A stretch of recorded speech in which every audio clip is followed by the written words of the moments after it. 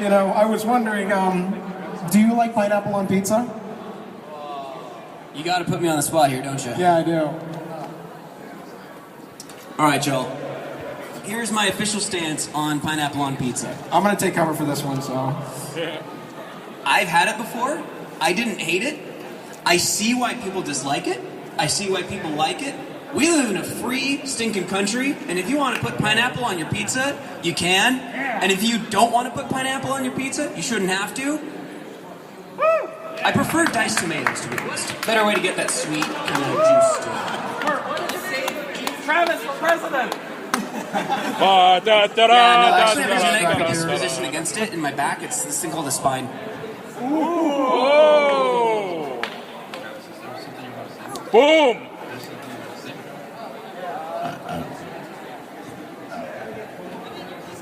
So, Forrest, when's the new Elements of Harmony episodes coming out? Alright, so Elements of Harmony is something that I did for a long time, and I left.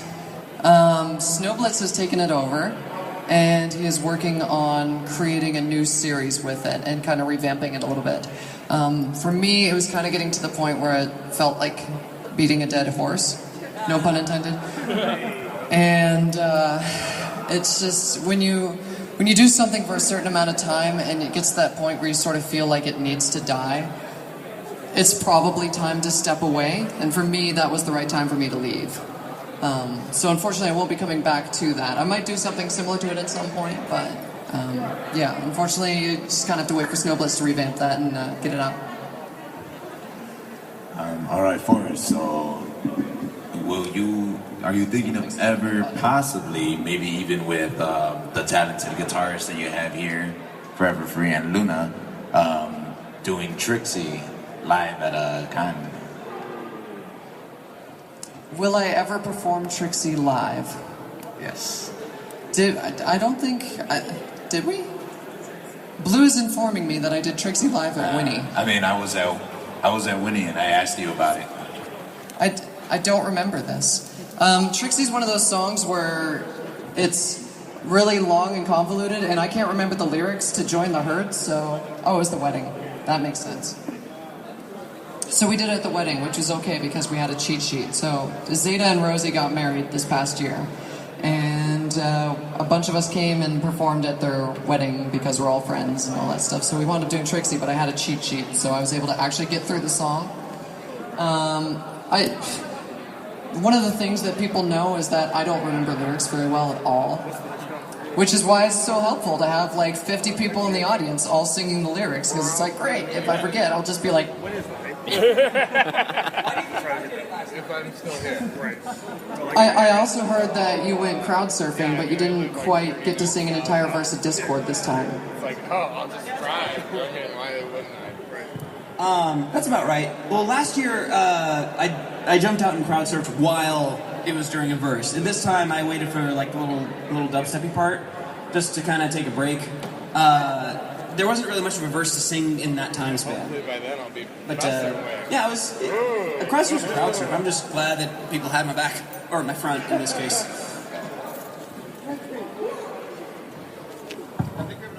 Stage guys!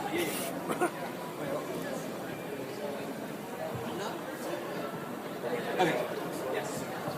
I have a question for Forever Free Grony. You just did Silhouette with Black Griffin. Where do you go from there? I guess you could say that we're also trying to work on a couple other songs, and I have a lot more well-known people that I'm working with. I'm currently coming out with a couple collaborations with Ailey Monty, and yeah, and I'm always working with aviators, you know, good friends. So yeah, that's where I'm going, and the chance will be done pretty soon. I'm working on the next 3, plus an extra song on the Chant album. Wait, I might need you for a picture. So vinyl, I'll flag you over. which one do you prefer? Penske or U-Haul?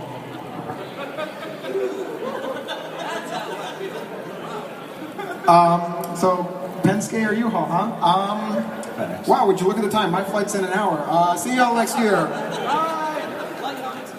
Yeah, no, you know, Penske's been with me all the way, so I'm sorry for you U-Haul fans. That's a good question. Next year. Next question.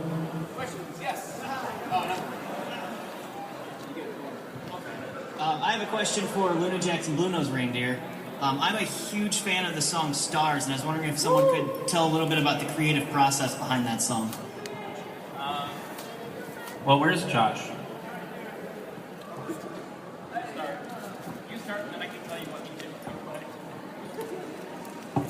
So, I wrote Stars, and it sat in a drawer for 2 years before I went to a convention with Blue Nose and was like, I wrote this song once, and I don't know if I should release it. He's like, why haven't you released this yet? And so I went back home after that convention and recorded it and sent it to him. He's like, oh, this is great. Can I add a cajon and like sing some vocals with it too? I was like, sure, do it. And can I also like put some mixing touches on it? And he did. And that's what happened with Stars. It was inspired, I don't remember what it was inspired by, it was a long time ago. The end. Any other questions? Yes. I don't want to be here anymore. I need to get off on the front of the stage. I actually wanted to ask Free Brody about the story behind the song House of Glass. The story behind the song House of Glass consists mostly of like past mistakes that I've made. Sure, it's a song about Trixie and the fact that it was inspired by the fact that she said she called herself the Great and Apologetic Trixie at the end of an episode. And but I mainly based it off of past mistakes that I've made and kind of going through a sort of, I guess, repentance process and making myself better in that sense. And so that song really is a close one for me. And I found out about a while ago that it's the favorite song of many people, and I'm glad they enjoy it. And those among those people is one of the people who really enjoys that song. I heard recently that it was Aviator's favorite Brony song. Next question. Yes. Travis, what's the chances of you collaborating with these acoustic artists for vocals?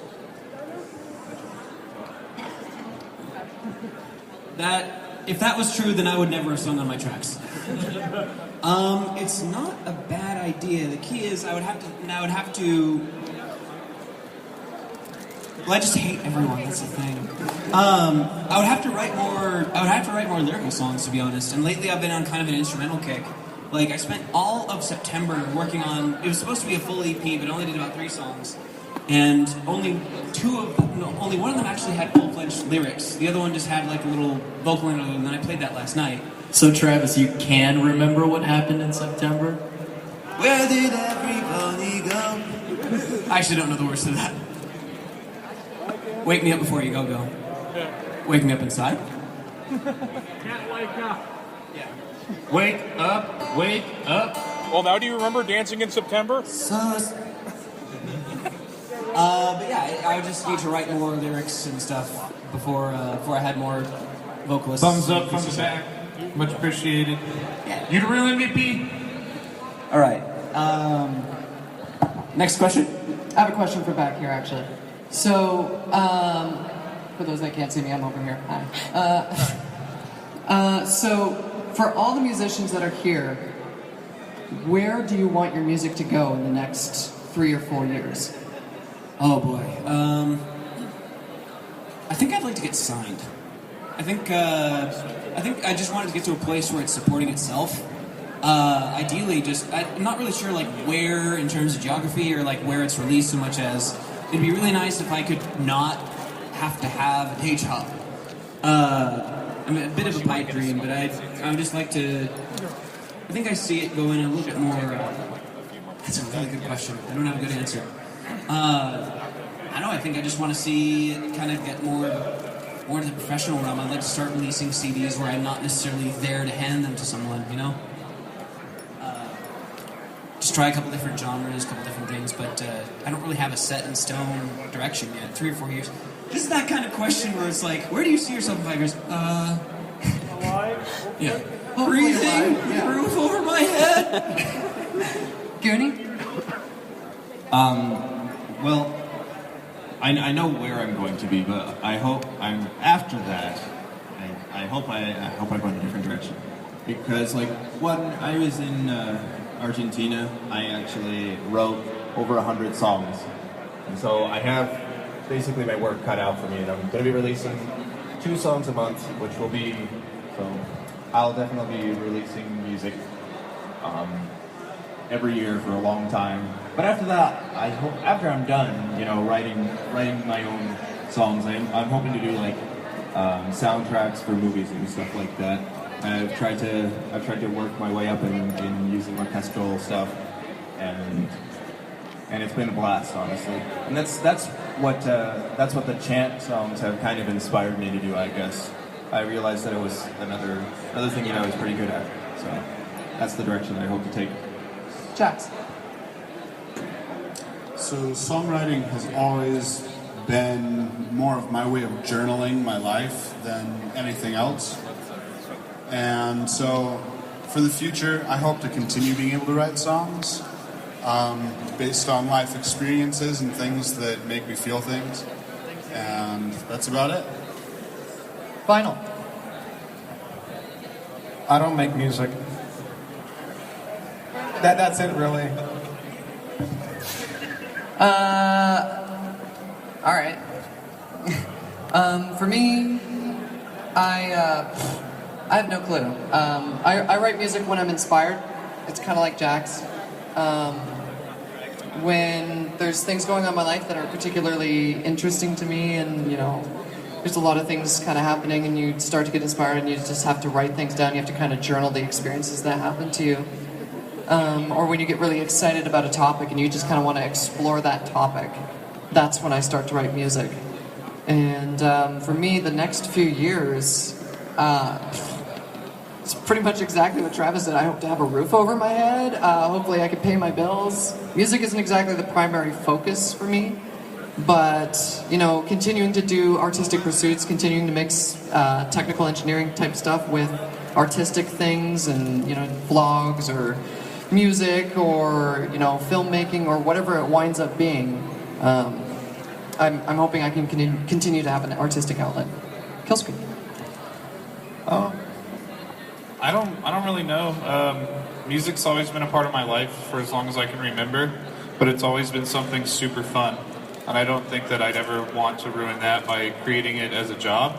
I think in the future I'd like to do more work with other producers from an instrumental aspect. I play guitar, saxophone, drums, whatever, but I don't have the patience to do production in a DAW, so I'd like to get to a point where I can work with that. And I'm also doing the Twitch thing, and I'd really like to see that blow up. I have so much fun on Twitch. I have a great amount, like the regular viewers I have, they're just awesome people, and the support they give me, it's great. So I'd like to see that community grow. I don't know, it's kind of a lame answer, but that's really, I want it to be fun. That's the point. I don't care if I'm making millions of music, awesome, as long as it's still fun. And that's what I want. That's a good answer. Yeah, Rod. Whoa. Ooh. DJ Rod!